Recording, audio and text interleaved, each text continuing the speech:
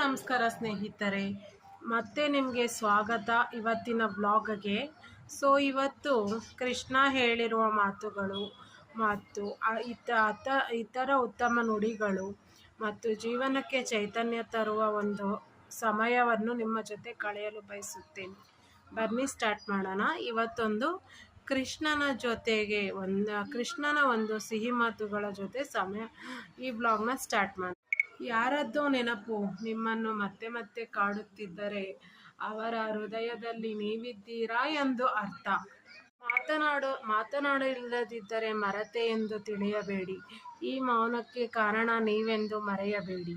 ನಿನ್ನಿಂದ ಯಾರಿಗೂ ನೋವಾಗಬಾರದೆಂದು ಪ್ರತಿ ಹೆಜ್ಜೆಯನ್ನು ಮುಂದೆ ಇಡುವ ಮುನ್ನ 1000 ಸಾರಿ ನೀನು ಯೋಚಿಸಲೇಬೇಕು. ಯೋಚಿಸಿ ಮುಂದುವರಿಯುತ್ತೇನೆ. ಆದರೂ ಸಹ ಅದು ಹೇಗೋ ಗೊತ್ತಿಲ್ಲ, ಕಡೆಯಲ್ಲಿ ಎಲ್ಲರ ದೃಷ್ಟಿಯಲ್ಲೂ ನಾನೇ ಕೆಟ್ಟವನಾಗಿ ಉಳಿದು ಬಿಡುತ್ತೇನೆ ಅಲ್ಲವೇ?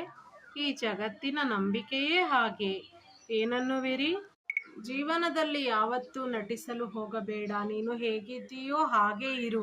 ಯಾರನ್ನೂ ನೆಚ್ಚಿಸಲು ಪ್ರಯತ್ನಿಸಬೇಡ. ಯಾಕೆಂದರೆ ನಟನೆ ಒಂದು ಬಾರಿ ಅಭ್ಯಾಸವಾದ ಜೀವನ ಪೂರ್ತಿ ನಟಿಸುತ್ತಲೇ ಇರಬೇಕಾಗುತ್ತದೆ.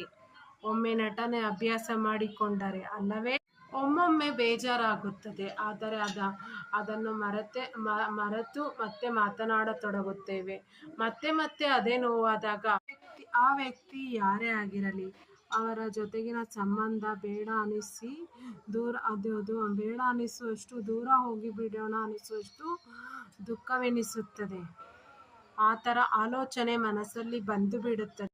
ನೀನು ಈಗಿನ ಪರಿಸ್ಥಿತಿ ಸರಿಯಿಲ್ಲವೆಂದು ಚಿಂತಿಸಬೇಡ.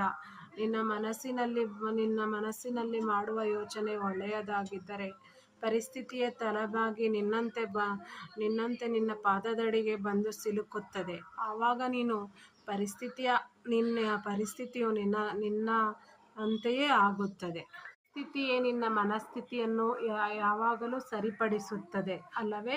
ಒಬ್ಬರನ್ನು ಬಿಟ್ಟು 100 ಜನರೊಂದಿಗೆ ಮಾತನಾಡ್ಕೊಂಡಿರ್ತಾರಲ್ಲ, ಅವರು ಸಂತೋಷವಾಗಿಯೇ ಇರುತ್ತಾರೆ.